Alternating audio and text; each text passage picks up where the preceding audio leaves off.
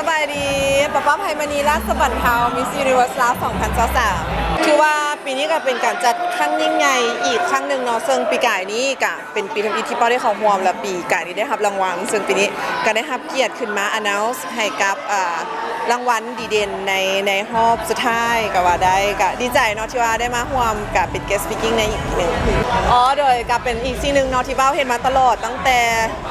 ก่อนเป็นนางงามพุ่นแหละก็รู้สึกว่ามันเป็นการส่งเสริมให้กับ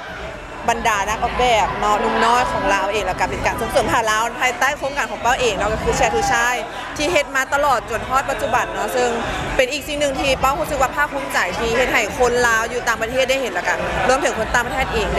ได้ทำพูดถึงความเป็นลาวผ่านพื้นผ้าแล้วก็ความงดงามของพื้นผ้าลาว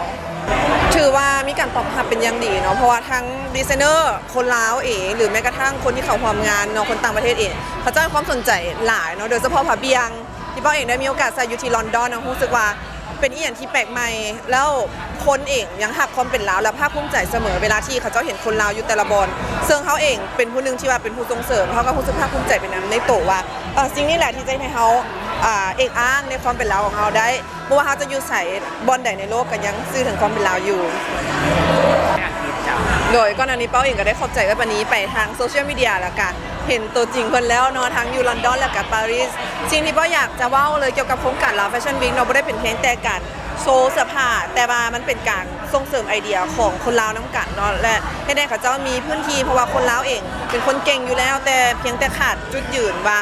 เฮาสิไปแสดงอยู่บอลใดเท่านั้นเองถ้ามีบอลที่ว่าให้เขาเจ้าได้ส่งเสริมนั่นก็คือเป็นสิ่งที่ดีและก็อยากให้ทุกคนเนาะเปิดใจให้กับแบรนด์ของเราเนาะว่าจะเป็นการเฮ็ดผลิตภัณฑ์บ่แม่นแต่เสื้อผ้าเนาะแต่ว่าทุกอุตสาหกรรมในการผลิตก็อยากคนลาวน้ำกันส่งเสริมน้ำกันไปในทางเดียวกันสิ่งนี้ก็จะเฮ็ดให้ประเทศเฮาเนาะก้าวขึ้นไปแล้วก็เฮ็ดให้เศรษฐกิจบ้านเฮาดีขึ้นโดยก็เป็นปีทำอิฐเนาะที่ว่าป้าได้ร่วมก่อนอันนี้ค่ะนะป้าเป็นผู้ผลิตป้าสื่อสารป้าเป็นผู้ผลิตให้กับทาง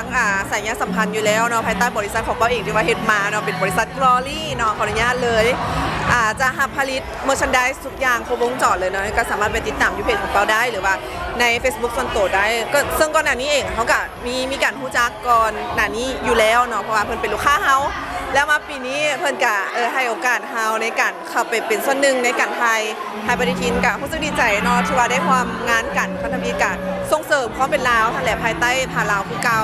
ก็ยังดีใจเนาะแล้วก็รู้สึกยินดีหลายๆถ้าว่าท่านใดอยากจะให้เป้าเป็นหนึ่งในการส่งเสริมหรือว่าเป็นอินฟลูเอนเซอร์เกี่ยวกับสายนี้เขาก็มีความยินดีและปลื้มปิติเป็นอย่างยิ่งแถลงที่ว่าอย่างไรเขาได้ส่งเสริมคนลาวนำกันขอบใจมากขอบใจ